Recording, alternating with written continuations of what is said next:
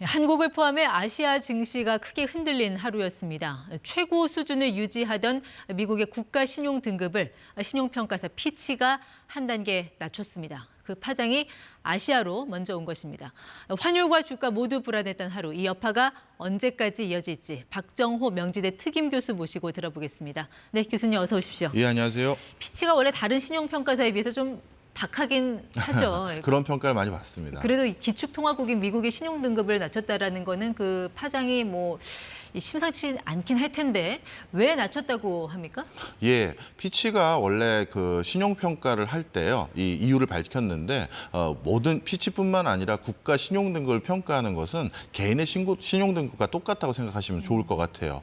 우리가 집안에 갑자기 돈이 필요한 상황이 있다 하더라도 은행이나 이런 데는 그 사실을 모르겠죠. 네. 그러다 보니까 실제 신용카드에 어떻게 보면 결제를 못하게 된다든가 이랬을 때 그걸 보고 사후적으로 조정을 하는 겁니다. 예. 신용 등급을 저분은 낮춰야겠다 이렇게요. 국가도 똑같습니다. 국가의 신용 등급이라는 건 개인의 신용 등급과 똑같이 사후적으로 조정되는 게 통상적이거든요. 대표적으로 우리 IMF 외환위기 98년도예요. 그때도 IMF 외환위기가 도래하고 난 뒤에 우리나라 신용 등급이 떨어졌어요. 바로 이처럼 사후적으로 조정하는 건데 지난 5월 달에 우리 그 미국의 부채 한도에 대한 협상들이 원만하게 진행되지 않으면서 그거에 대해서 이제 사후적으로 정리를 한 것이고요.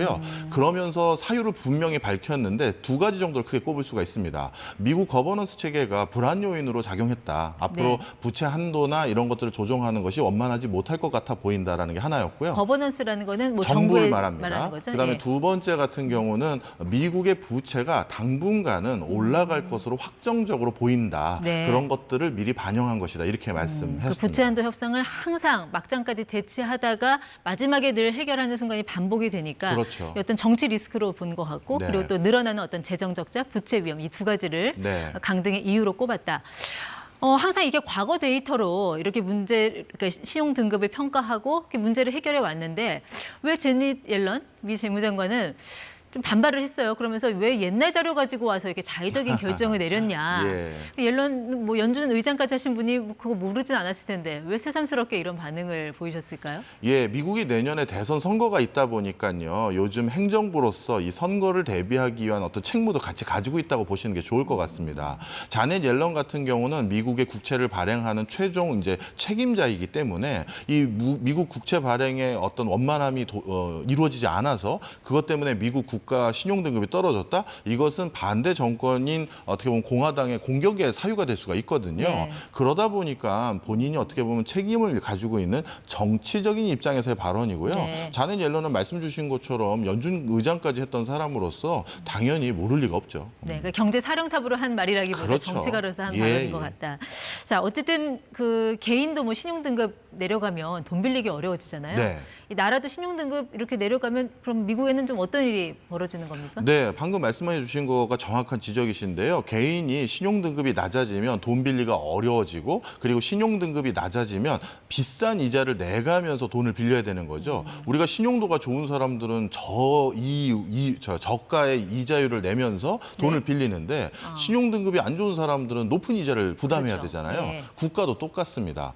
미국의 신용 등급이 이렇게 떨어졌다라는 것은 미국 국가의 국채 발행을 할 때 그 국채의 이자율이 올라가게 만드는 요인으로 작용하는 게 가장 큰 직접적인 변화 요인이라고 볼 수가 있습니다. 지금도 미국 10년물 장기 국채 금리 한 4.07 이렇게 올라오고 있는 추세인데 좀 반영이 됐다고 봐야 될까요? 그런 추세가 반영됐다고 볼 수도 있죠. 주식시장 영향은 어떻게 보세요? 네, 주식시장 같은 경우는 이게 원래는요. 교과서적으로는 미국의 신용 등급이 떨어졌기 때문에 미국에 있는 회사들도 돈을 빌리기가 어려워지는 거고 여러 가지가 어려워져서 미국의 주가가 오히려 떨어지고 해외에 있는 국가들의 어떻게 보면 주식시장이 더 반등해야 정상인데요.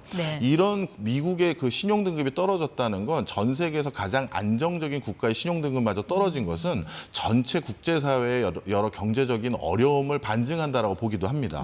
그러다 보니까 오히려 시중에 많은 자금들이 안전성을 더 기이하기 위해서 해외 주식시장에서 돈을 빼서 오히려 예. 미국으로 돌아가는 기질이 있어요. 그러다 보니까 오히려 미국보다는 바깥 국가들의 주식시장이 큰 영향을 받고 있죠. 그래서 오늘 우리 코스피도 많이 떨어졌고 뭐 일본, 중국, 이 아시아 증시가 좀 많이 타격을 받았는데 우리 2011년이었나요? 아마 투자하는 분들은 기억하실 거예요. 그때도 미국 신용등급 강등됐을 때 뭐 한국, 미국 할 것 없이 주식시장 거의 뭐 폭락까지 가지 않았습니까? 이번에도 그런 어떤 공포의 시장을 우리가 좀 염두에 둬야 되는 건가요? 이번에는 그 정도까지는 아닐 것 같아요. 방금 말씀 주신 것처럼 2011년도 같은 경우는 미국의 국가 신용 등급이 처음으로 강등됐던 그 사례거든요. 그러다 보니까 국제사회에서 미국의 신용 등급이 강등됐었을 때 어떤 파장이 일어날지 모르기 때문에 자금을 가장 안정적인 것으로 회수하다 보니까 주식시장도 미국 기준으로는 하루 만에 10% 가까운 폭락을 네. 기록한 바도 있습니다. 근데 이번에는 어떻게 보면 전례가 우리가 있잖아요. 그러다 보니까 이게 생각보다 미국의 국가 신용 등급이 강등된 것이 네. 아주 직접적이고 단기간에 큰 파장이 안 일어날 수도 있다라는 인식들을 상당히 많이 가지고 있어요. 모든 게 처음이 무섭지 두 번째는 그래도 버티면 하지 않겠냐. 예, 그런 것 같습니다. 약간 내성이 생길 수도 있다라는 그런 말씀이신 것 같아요. 신용등급 떨어지면은 당연히 달러 가치도 좀 떨어져야 정상 아닌가요? 맞습니다. 달러는 오르던데요? 예, 맞습니다. 이것도 이제 특이한 현상이에요. 원래 신용 등급이 떨어진 국가의 화폐 가치는 떨어져야 정상인데 어찌 보면 미국이라는 나라의 특성이라고 보시면 좋을 것 같습니다. 다른 나라는 국가 신용 등급이 떨어지면 그 나라 화폐 가치가 떨어지거든요. 근데 미국 같은 경우는 국가 신용 등급이 떨어졌다는 건 다른 나라는 오죽하겠느냐라는 어떤 인식도 있는 거죠. 그리고 많은 그 국제 투자 자금이라든가 금융기관이 신흥국에서 오히려 돈을 회수해서 안전성이 높은 미국 시장으로 회귀하려는 성향이 더 높기 때문에 네. 오히려 달러가 해외 시장에서 찾기가 더 줄어들어서 이렇게 환율이 오히려 우리나라 입장에서 올라가는 그런 일이 예. 생기긴 합니다. 어쨌든 뭐 예상치 못한 이벤트가 벌어졌으니 당분간은 외환시장 또 주식시장, 채권시장의 어떤 변동 가능성 좀 염두에 두고 있어야 될 것 같습니다. 박정호 교수였습니다. 고맙습니다. 고맙습니다.